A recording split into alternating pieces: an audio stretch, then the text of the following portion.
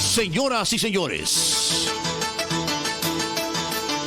Contragolpe con Julio Chapa. Periodismo limpio y sin mordazas.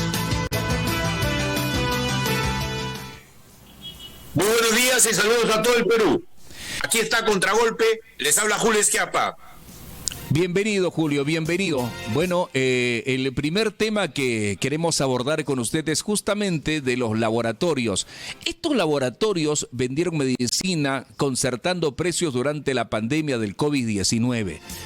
Y justamente una investigación periodística, Paolo Bazán, reveló un escándalo de concentración de precios que implicó a 15 laboratorios. No solo vendieron medicinas sobrevaloradas, sino que crearon un grupo de coordinación igual al famoso Club de la Construcción en tiempos de Odebrecht. Ellos acordaron ganar rotativamente las licitaciones. Un laboratorio era asegurado como el ganador y los demás esperaban su turno, asegurando que el postor se presentaba con precios exageradamente caros. Aborda este tema, mi querido Julio, ¿cuál es su punto de vista? Pero antes vamos a presentar un video para que usted mismo lo pueda visualizar, por favor. Adelante, control. Último minuto, Indecopi abre proceso sancionador al cártel de las medicinas. Laboratorios habrían coludido para venderle fármacos al Estado. Te lo cuenta aquí, Paolo Benza, en HD y en 4K. Es un escándalo. En condicional, entre el 2006 y el 2021, o sea, agarrando pandemia, 15 laboratorios se habrían coludido, así como el Club de la Construcción, para repartirse las licitaciones con el Estado en la compra de medicinas. Medicinas directamente involucradas en la pandemia. Acitromicina, los antibióticos. Estás hablando de medicinas que salvan vidas. Mercaderes del infierno. Son unos hijos de... Claro. No, ¿y qué significa coludirse? Significa que, por ejemplo, tú eres el laboratorio A, el B y el C, y yo soy el D. Ya. Entonces decimos, la primera licitación la gano yo, ustedes no se presentan. Si ustedes se presentaran, el precio que pagaría el Estado sería mucho menor. Pero como yo solo me presento, pongo un precio altísimo y me tienen que contratar a mí. Entonces significa que hemos gastado muchísimo más dinero en medicinas, por ende hemos podido comprar menos medicinas para la gente, con más presupuesto, menos medicinas, que podrían haber salvado vidas, para que estos miserables se enriquezcan un poco más. Yo he investigado, aparte, en la pandemia, para IDL hizo una investigación. Esto es el lado público, lo que está investigando Indecopi. Para el lado privado, para las clínicas, hacen 3/4 partes de lo mismo. O sea, hay un listado de precios que se llama el Kairos, donde los laboratorios mandan precios infladísimos para que las clínicas tomen los precios de ahí y nos vendan. Ustedes cuando van a una clínica saben que el Panadol te cuesta 35 soles, la pastilla. Y con seguro pagas 3.50. Y dices, man, estoy pagando nada con mi seguro. Con tu seguro. Eso es porque los miserables de los laboratorios mandan precios inflados al Kairos para que las clínicas los tomen de ahí. ¿Y por qué hacen eso? Yo una vez he conversado con una chica que trabajaba en un laboratorio y me decía, si yo mando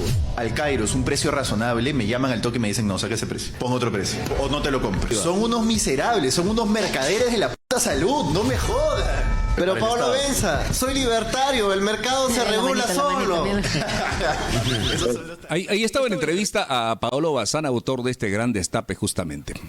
Ahora, ahí hay jerga, y hasta creo que alguna mala palabra, pero en realidad lo que ocurre es que este es un programa que hace un conocido youtuber, y que el nombre de nuestro amigo Paolo Benza, que es el correcto, creo que me equivoqué en la redacción del guión, pues bien, él ha hecho una investigación bastante exhaustiva que ya fue publicada hace algún tiempo respecto a este tema durante la pandemia. Es decir, inflaban los precios de una manera tal de que la utilidad era 400, 500% más. Lo hemos visto en el caso del oxígeno, que también se armó lo que se llama un cártel, o sea, gente se une para concertar precios y que finalmente el Estado no lo quedó más que proveer el oxígeno directamente importándolo de Chile. Creo que este hecho revela un mal, que es el que explica también la actual escasez de medicinas cuando el gobierno ha intentado ponerle un paralelo también a la política de precios de aumentos indiscriminados. Todos creemos que el mercado es la mejor manera de funcionar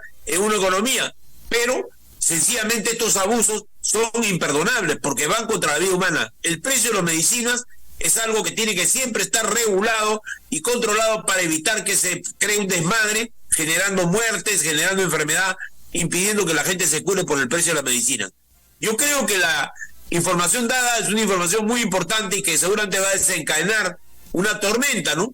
Porque hay un problema en estos días con el abastecimiento de medicinas que a mi juicio es porque no se externa, es decir, Si tú tienes un sistema de salud eficiente y encima la distribución de energía, de medicinas, está en manos de el mismo sector estatal, se está demostrado que muchas veces es una administración que no es lo suficientemente eficiente. Habría que ver cómo hace el seguro, por ejemplo, con sus medicinas, y cómo hace el MINSA, comparar los sistemas y buscar corregir. Y además el problema de precios pone a la orden del día que Indecopi investigue el caso. Parece que ya están en eso, ¿no? Eso nos trae a colación pues una frase, ¿no? A río revuelto ganancia de pescadores, porque estos laboratorios se han enriquecido en esa época de la pandemia, que ha sido una época en donde todos deberíamos haber colaborado, dar nuestro granito de arena. Sin embargo, gente inescrupulosa, Julio, se ha aprovechado de la situación. Y aquí llamo yo la atención sobre un hecho, ¿no? El Congreso, que mete la nariz en todo, se pelea con todas las autoridades legítimamente instaladas en sus puestos, no ha hecho nada, y ustedes verán, estoy seguro, que en muchos puntos del Perú, en Huánuco, en Huancayo, en Cusco, en muchos lugares donde nos están escuchando de la propia ciudad de Lima, hay una muestra evidente de abusos en el manejo de la venta de medicinas. Uno va, la diferencia de precio entre un establecimiento y otro no es el problema es a gran escala, lo que le venden a los laboratorios, a los hospitales y al sistema de salud en general. Ahí está el problema. Y encima, cuando hay escasez, es porque también hay intereses que están buscando presionar por un alza de precios, y en esas estamos, ¿no? Por ejemplo, la medicina del cáncer, están pretendiendo reajustar los protocolos que existen establecidos por el Estado hace muchos años para hacer que sean medicinas más costosas y medicinas que se tengan que pagar por parte del paciente en parte, ¿no? Eso particularmente en el caso de las clínicas se vuelve un gran problema, porque ahí no hay límite en el precio. En fin, amigos, la salud es una causa frente a la cual nosotros no tenemos ni mordazas ni temores para hablar claramente. Continuamos. Eso es, clarito. Bueno, y en estos días también, Julio, causó sensación el lanzamiento del expresidente Alberto Fujimori como candidato de Fuerza Popular en las próximas elecciones generales. Este anuncio, lógicamente, abrió una tremenda polémica constitucional, ¿no? Ética, política, entre los que salieron a ponerle banderías a don Alberto Fujimori fue el exgobernador de Cajamarca, Mesías Guevara. Y bueno, vamos a escuchar esta entrevista al expresidente de Acción Popular, ¿qué le parece? Y ahora dirigente de otro partido político. Primero vamos a escuchar las declaraciones y luego vamos con la opinión suya, mi querido Julio. Adelante, control.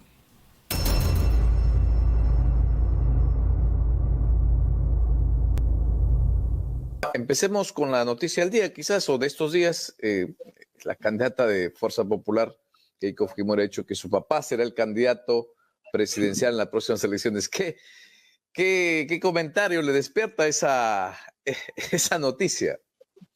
Sin lugar a dudas, hay varios comentarios al respecto, ¿no? La primera es que me hace recordar, o debería hacernos recordar, las grandes estafas que ha sufrido el Perú a lo largo de su historia, digamos, de toda, ¿no? Tanto republicana, tanto virreinal y tanto del Perú antiguo.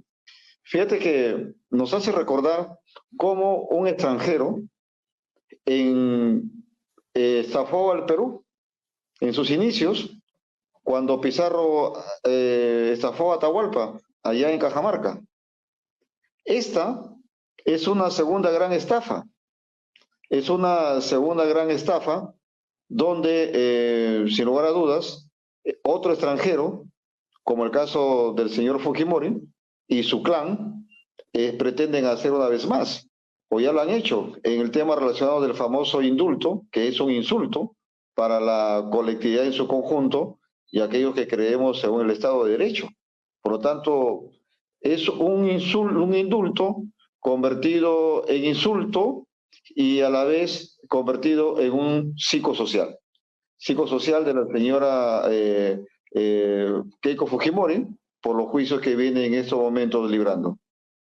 A ver, punto de vista, Julio, por favor. Bastante fuerte en las opiniones, ¿no? Bastante fuerte. Yo creo que por respeto a la audiencia también nosotros tenemos que decir que nosotros publicamos las opiniones, pero no necesariamente las compartimos.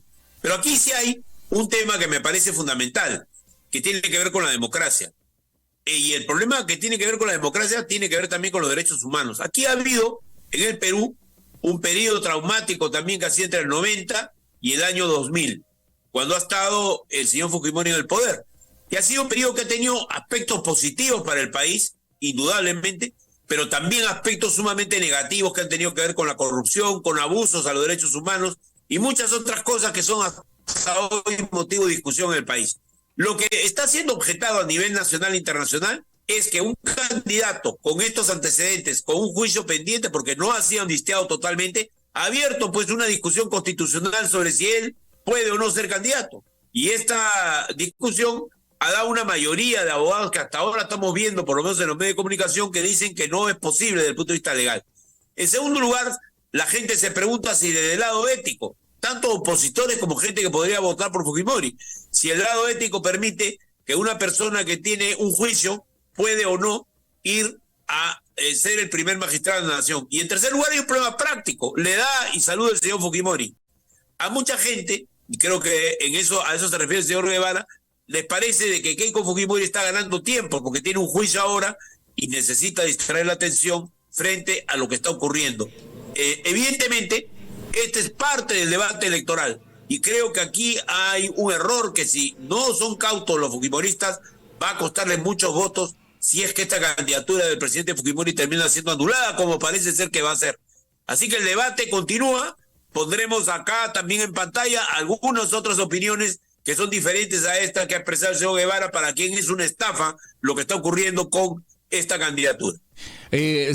Justamente la pregunta de que puede o no ser candidato Alberto Fujimori está en este momento. Por ejemplo, conversamos con Anter Flores Arauz y dijo que sí, no tiene ningún impedimento. Conversamos con Ernesto Blume y dijo no, está impedido. Bueno, y entonces, Julio, ¿cuáles son las posibilidades de Keiko Fujimori si su padre postula y luego se retira? Yo creo que lo que va a pasar es que los hechos van a determinar que Fujimori no se presente. Olvídate de una cosa inmediata porque estamos a 2 años todavía de las elecciones y nos falta también por lo menos 1 año y medio para que arranque la campaña presidencial. Así que no estamos hablando de algo que tiene que decidirse ahorita.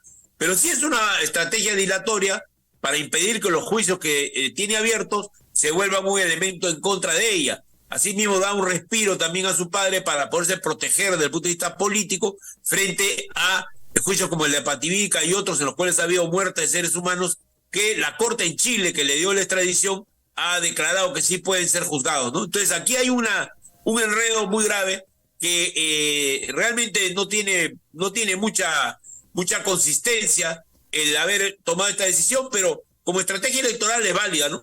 Ah, claro. La pregunta es si es legalmente válida y si es éticamente válida, ¿no? Eso, claro que sí. Pasando a otro tema, Julio, estos días un inesperado romance está sacudiendo al país, está llamando mucho la atención.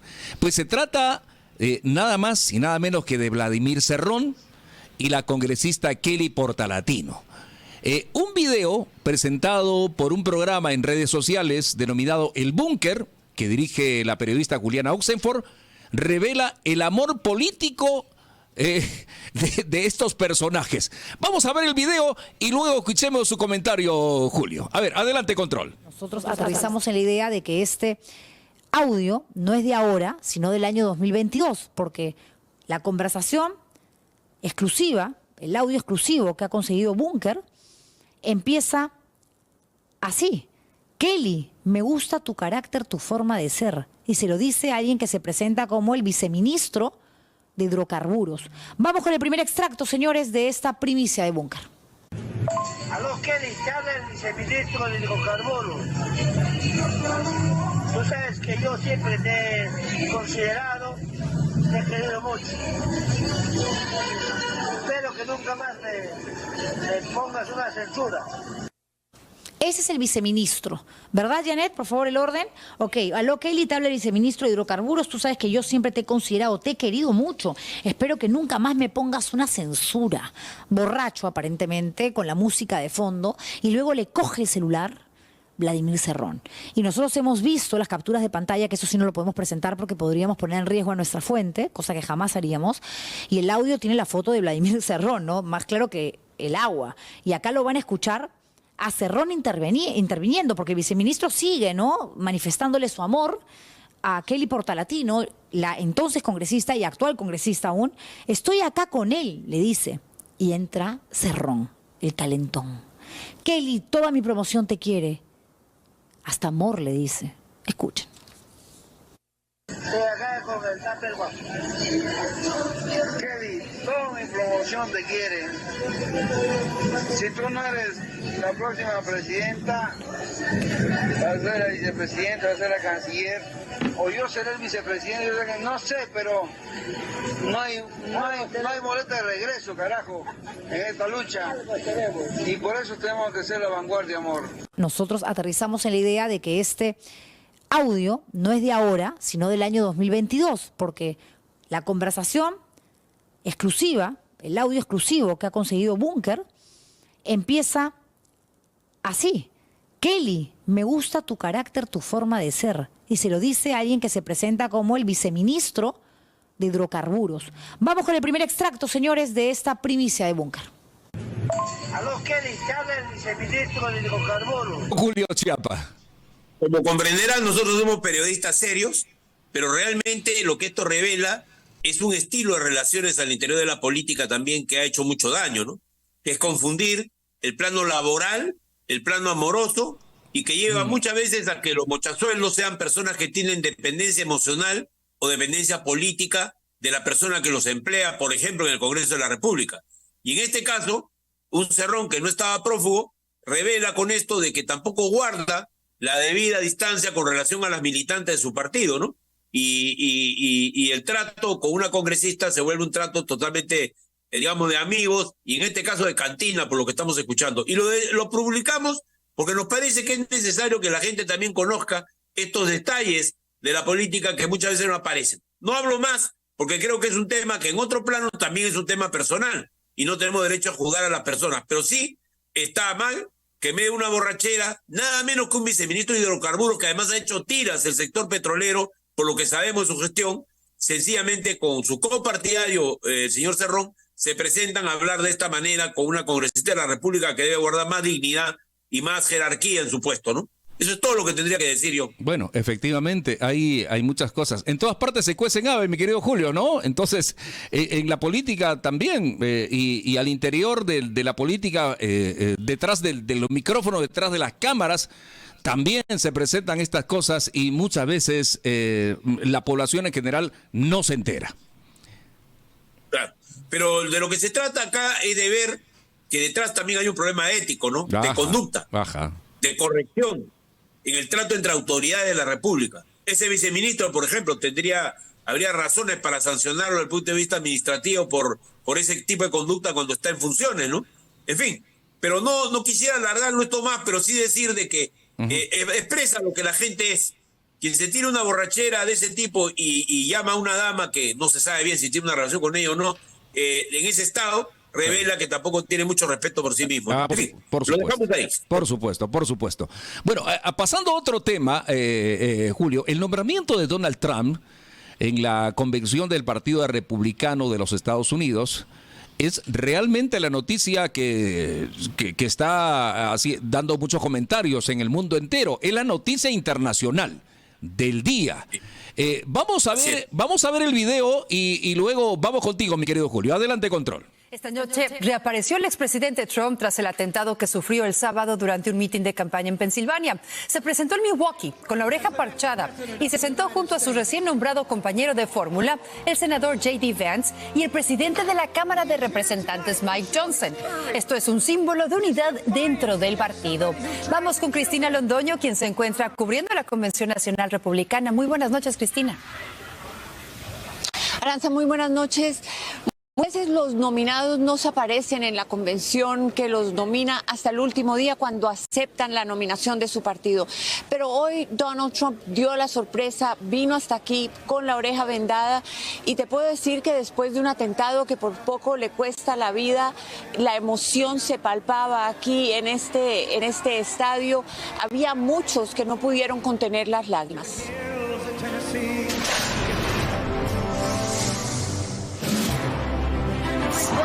Donald J. Trump. Fue una entrada emotiva y triunfante. Con la oreja vendada y el rostro claramente conmovido, Donald Trump se dejó ver por primera vez en público tras el atentado que por poco ciega su vida. Los delegados lo recibieron de pie y con los ojos aguados. Él se sentó con su familia al lado de su nuevo compañero de fórmula. Pienso que el presidente Trump obviamente le afectó, pero está más fuerte que nunca. Horas antes fueron sus hijos Donald y Eric y su nuera los que lo anunciaron oficialmente como candidato a la reelección. By declaring him the Republican nominee for President of the United States of America.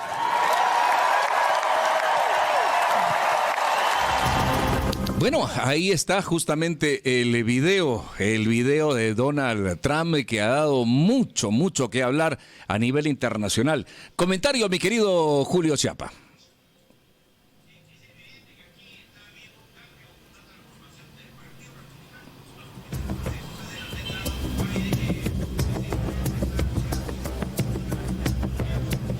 A Nikki Haley, que era la mujer que ha sido embajadora entre las Naciones Unidas, que era su candidata opositora más firme, ha declinado y ha dado sus votos a favor de Trump. Yo creo que va a ser, ya fue elegido, mejor dicho, anoche, de manera unánime prácticamente por la convención como el candidato presidencial, rompiendo el protocolo, cosa que hace con frecuencia Trump.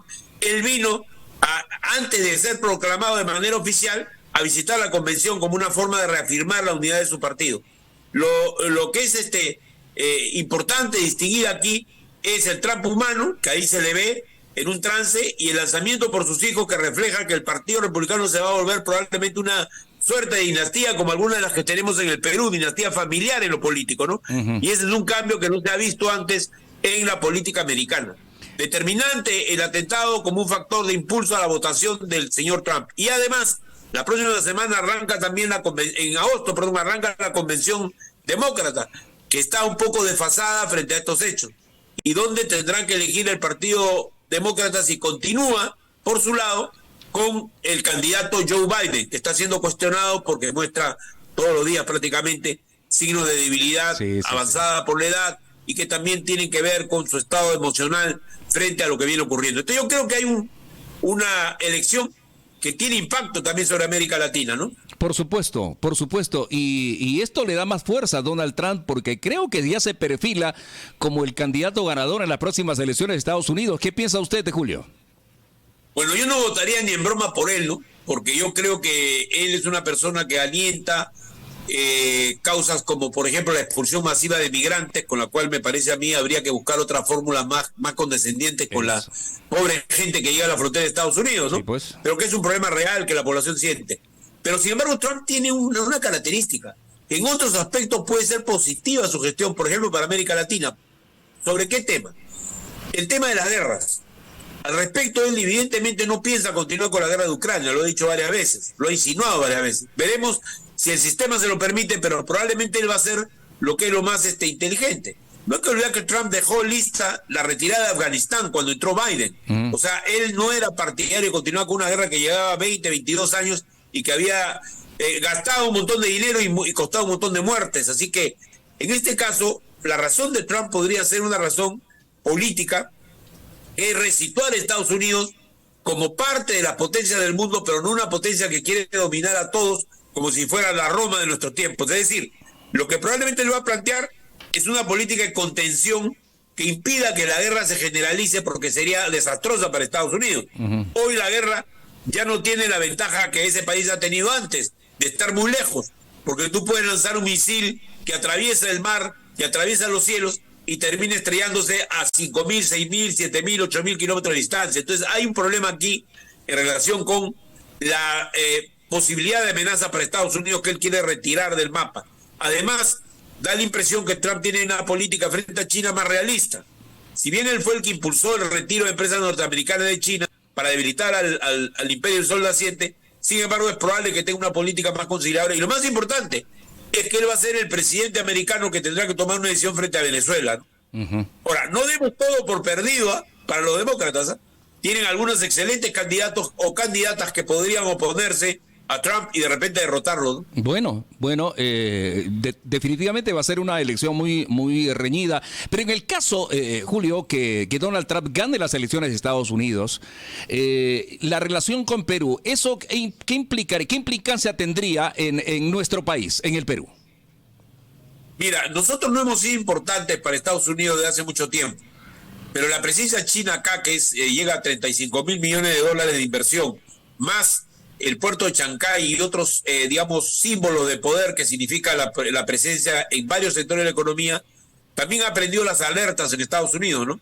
Y lo que al Perú le conviene es marchar en el medio, es decir, trabajar tanto con China como también darle acceso a las inversiones americanas. Pero los americanos son reticentes a invertir en este momento en América Latina porque necesitan un mayor respaldo de su Estado.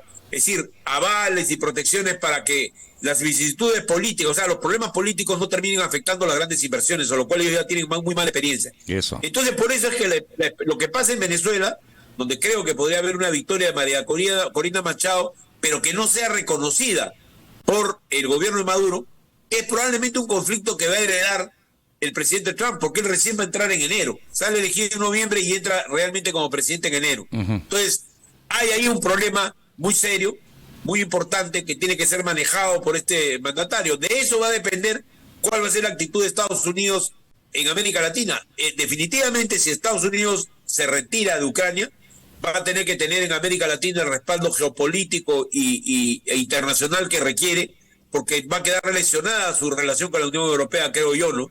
En todo caso, la guerra va a terminar. Bien, Julio, le agradecemos muchísimo el haber estado con nosotros en este momento.